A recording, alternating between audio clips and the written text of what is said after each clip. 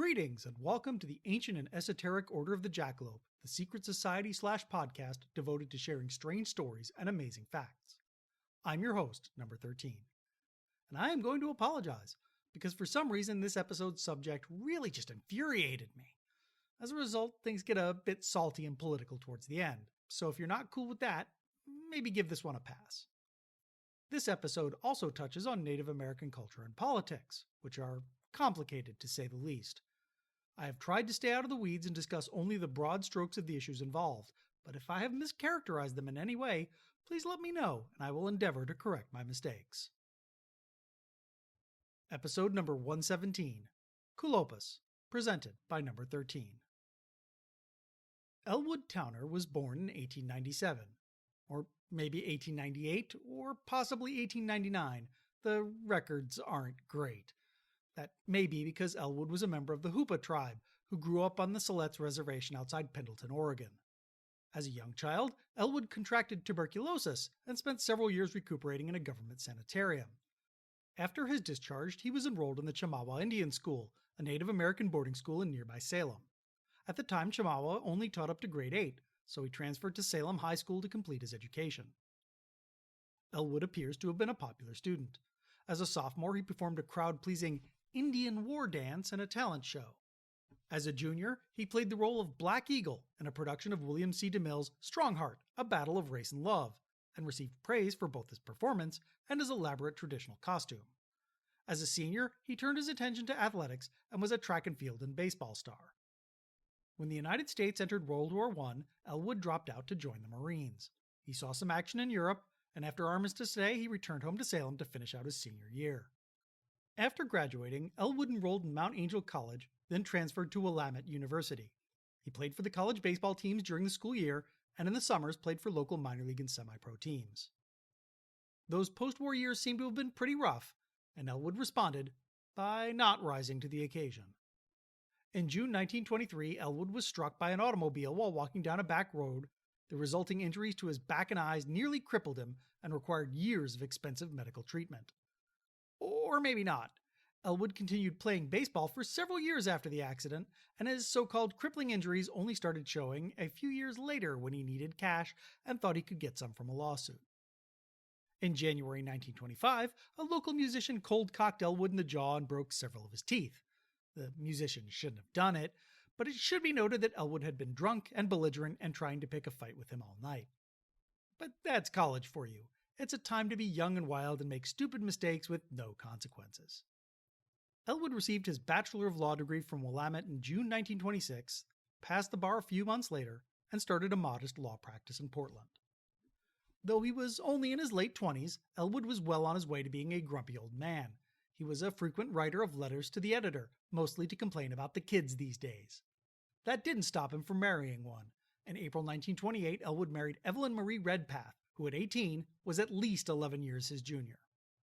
Evelyn filed for divorce a year later, claiming her husband had an ungovernable temper and had repeatedly slapped her, ripped the clothes off her body, and chased her out of their home. Elwood's counterclaim accused her of being a slut.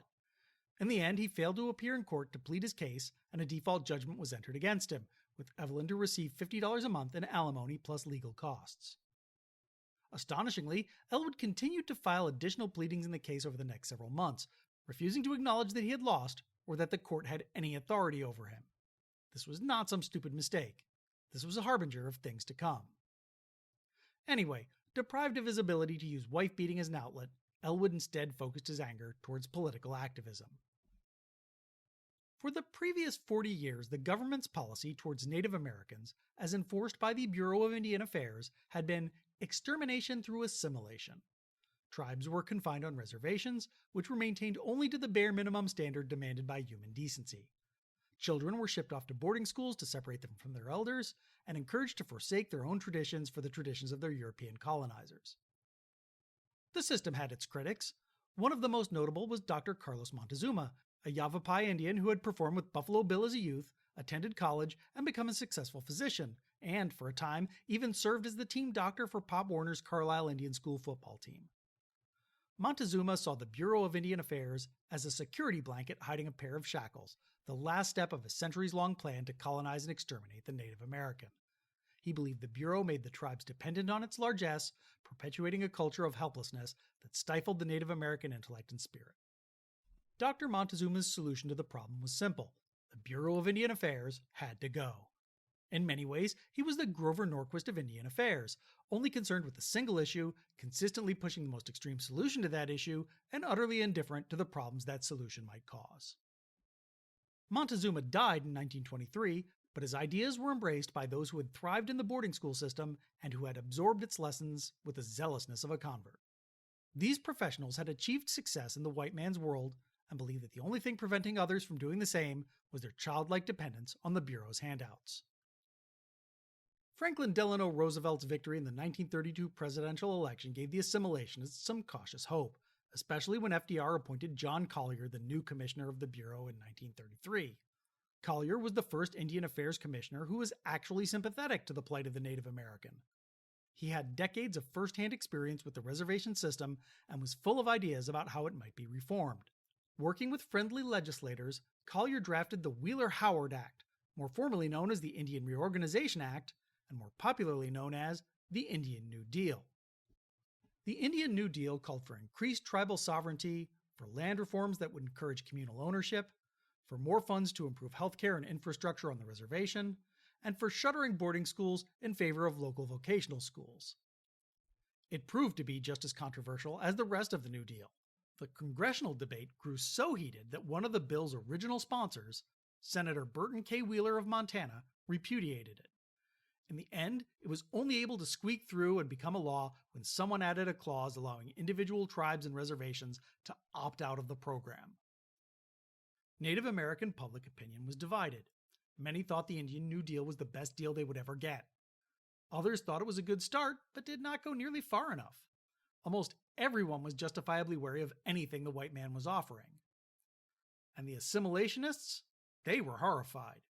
They had hoped that the Indian New Deal would weaken the Bureau of Indian Affairs, not strengthen it and spread its tendrils even deeper into the reservation system. They felt the act was downright anti-American, if not outright communist. Enter Joseph Bruner, a Creek from Sapulpa, Oklahoma. Bruner had done quite well for himself as an oil and real estate magnate.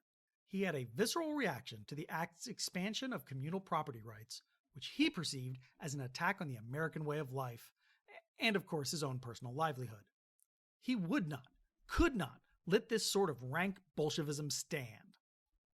In 1934, Bruner founded the American Indian Federation, or AIF, whose sole goal was to overturn the Indian Reorganization Act. Its activists would delay the implementation of the act by convincing tribes to opt out of its programs, its lawyers would challenge the constitutionality of the act in federal court, and its lobbyists would convince Congress to overturn the act. At its peak, the American Indian Federation could claim more than 3,500 members nationwide. Its most famous activist was Alice Lee Jemison, a Seneca from New York who wrote about Native American issues as a syndicated columnist for the North American Newspaper Alliance, and who eventually became the Federation's chief lobbyist in Washington, D.C. Its second most famous member was Elwood Towner. Elwood was already a well-known advocate for reforming the Bureau of Indian Affairs.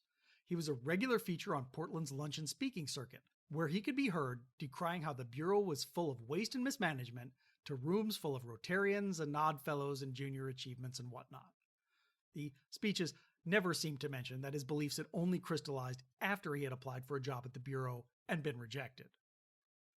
He had been an early supporter of the Indian Reorganization Act, but when he realized that the act would expand the Bureau instead of shrinking it, he changed his tune. When the American Indian Federation formed in 1934, he became one of its first members.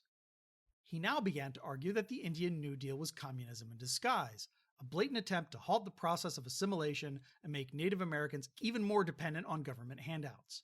He instead suggested that all Indian boarding schools and reservation schools should be abolished, and young Native Americans forced to assimilate as soon as possible.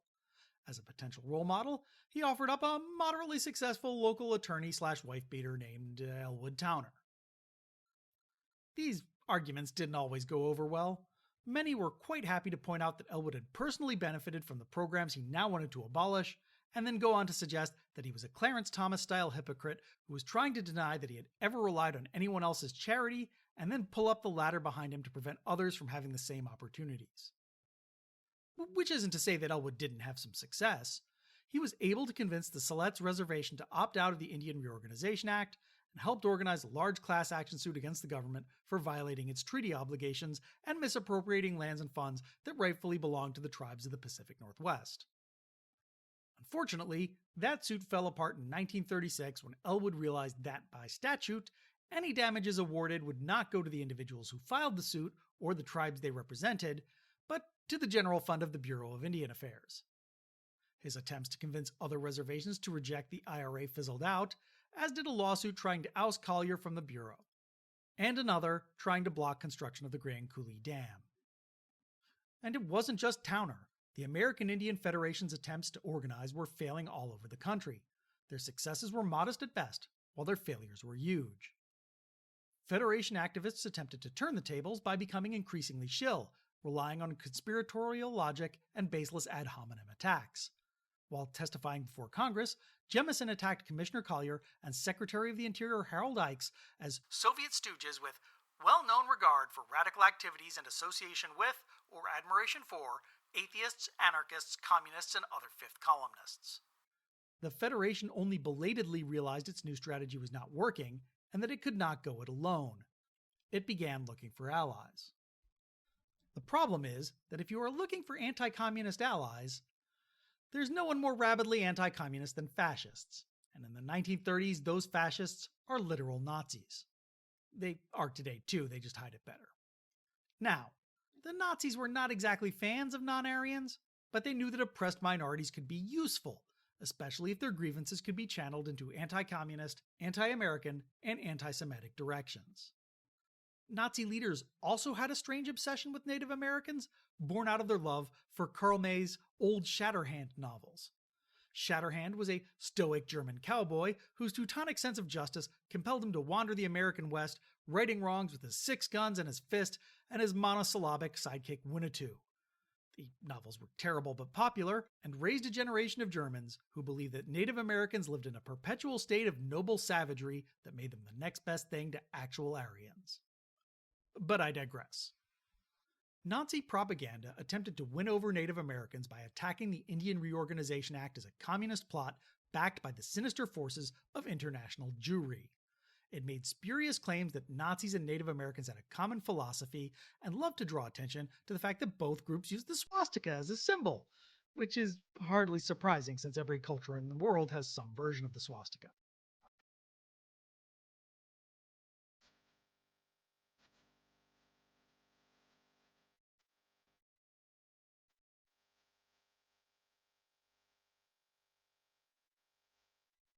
Collier and the Bureau of Indian Affairs attempted to fight back by dryly refuting incidental facts without attempting to engage with either the larger arguments or the naked emotional appeals. It wasn't terribly effective. Fortunately for Collier, Native Americans were able to easily see through the propaganda because it had been written by people whose knowledge of their culture was based on the trashy pulp novels of a writer so bad he made Ned Buntline look like William Shakespeare. They knew the details were wrong, which made them suspicious of the whole package. Of course, there were still those who were gullible, desperate, or cynical enough to take the bait, and a surprising number of them were in the American Indian Federation. Alice Lee Jemison, in particular, received a lot of money from fascists. Her backers included James True, the rabid isolationist who is often credited with coining the phrase America First; Henry Allen, the money man for the Revolutionary Mexicanist Action, or Gold Shirts; American Führer Fritz Kuhn of the German-American Bund; and American Hitler William Dudley Pelley of the Silver Legion. In exchange for their financial support, Jemison spoke at fascist conventions, wrote articles for pro-fascist newspapers, and wrote pro-fascist articles for regular newspapers. When Jemison's pro-fascist activities became public knowledge in 1939, she was forced to resign from the Federation lest she take the entire organization down with her. At least Jemison got to keep her dignity. She did not change who she was, merely tailored her message to her fascist audience. Elwood Towner could not say the same. At some point in 1937, the Bund and the Silver Legion realized that their attempts to recruit Native Americans were not working.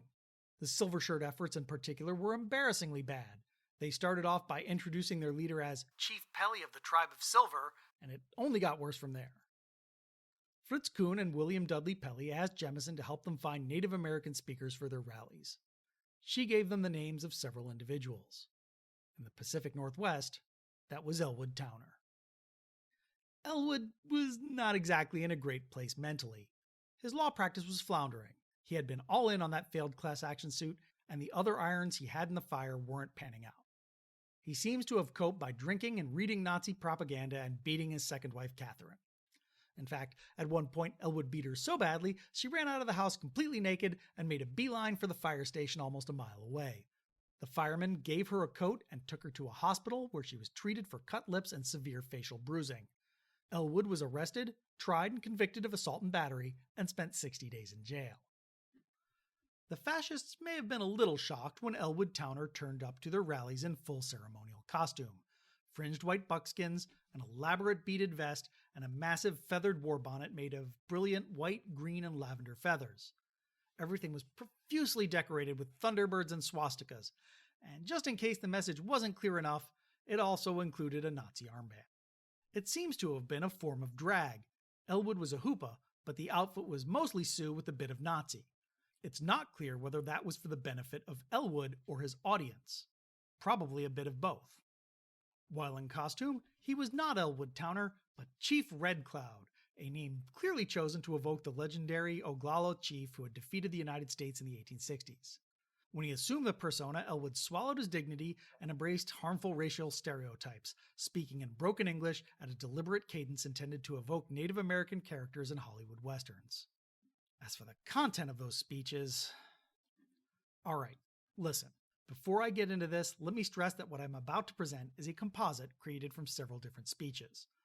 The idea is to give you a feel for what Red Cloud was all about, rather than fixating on any specific thing he might have said. Also, I apologize for the voice, but this is exactly how he wanted to sound to his audience. I am known as Kulopus, the legal advisor and contact man. I meet with the lodges and secret societies and councils of the Indians.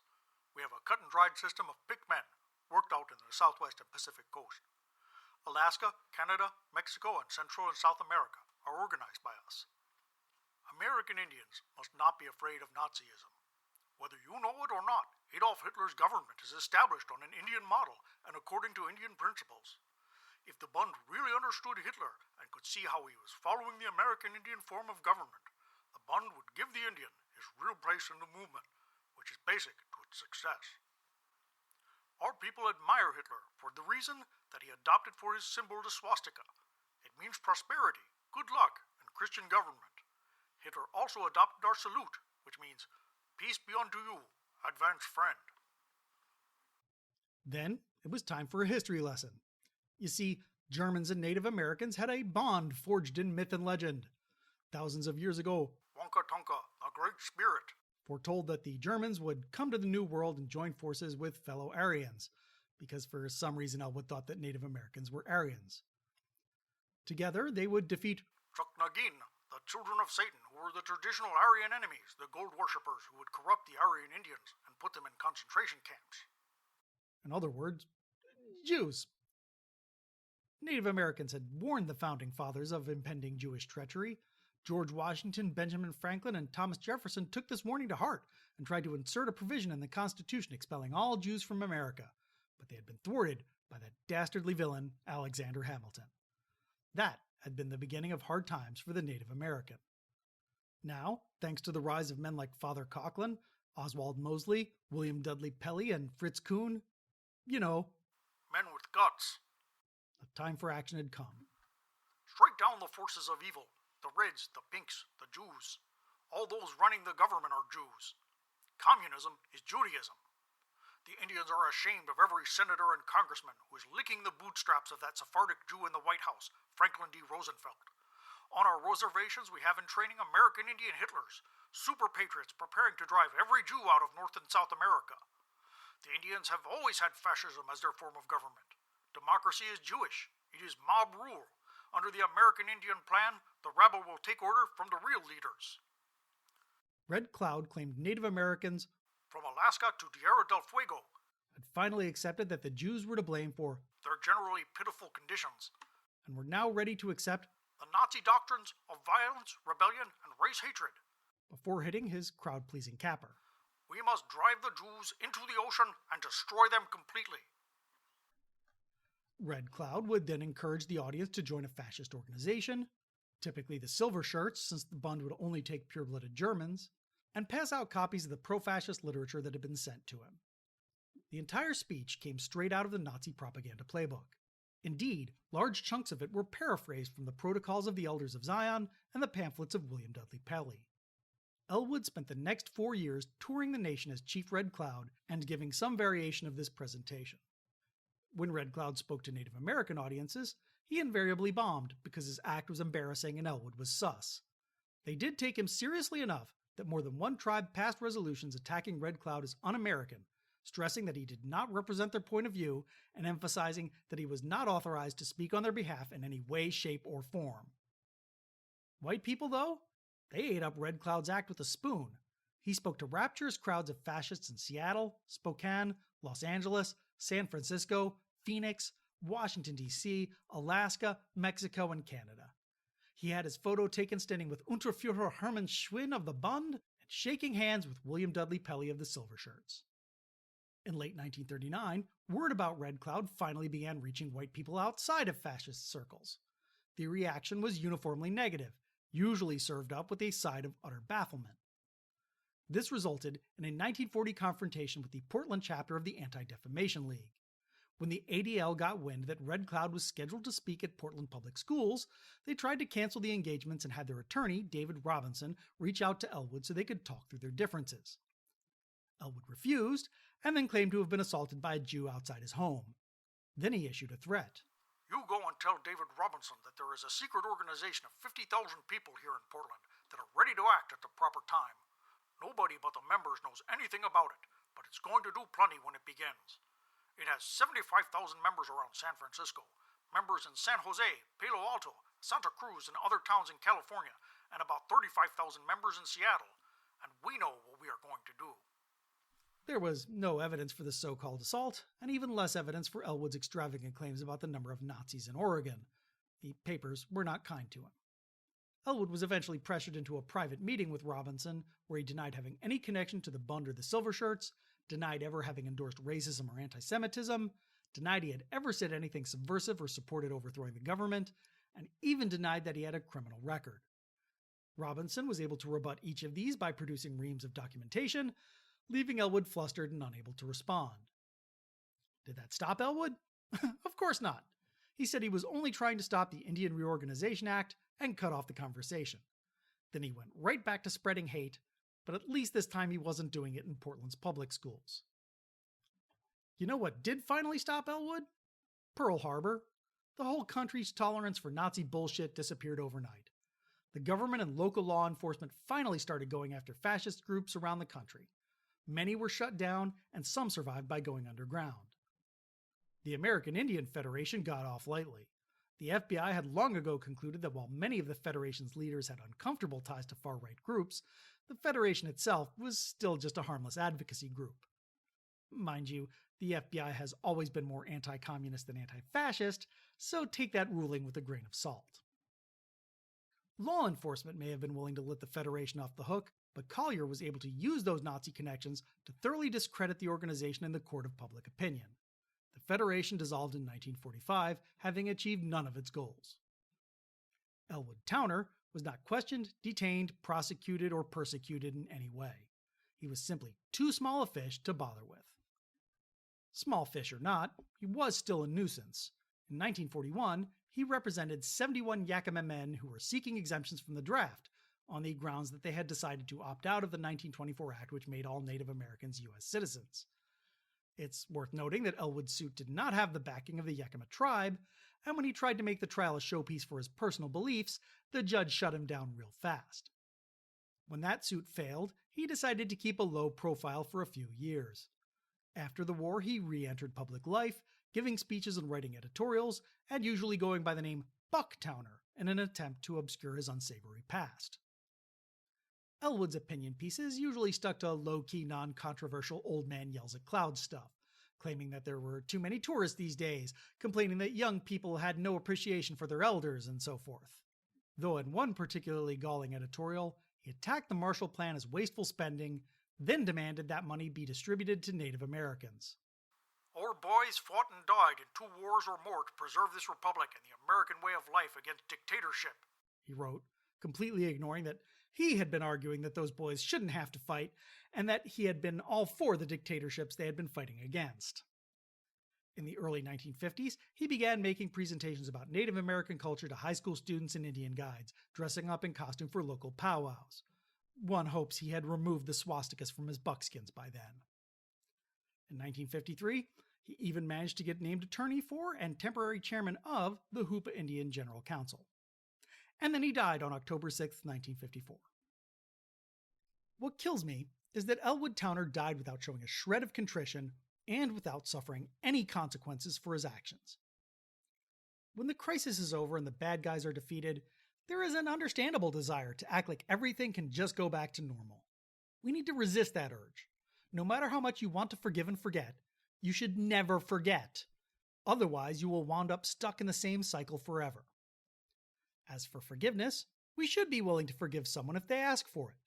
But asking for forgiveness is not just saying, please forgive me. Asking for forgiveness is admitting you did something wrong and actually trying to change. Of course, you can't lock up everyone who is weakly committed to a bad idea because then 100% of the country would be in jail instead of just 1%. So we don't ask for much. Well, I only did it to advance my career and support my family. I didn't know what they actually stood for. I liked their economic policies, but I didn't think they were serious about the other stuff. I didn't think this would happen. These are the little white lies we are willing to accept instead of genuine contrition.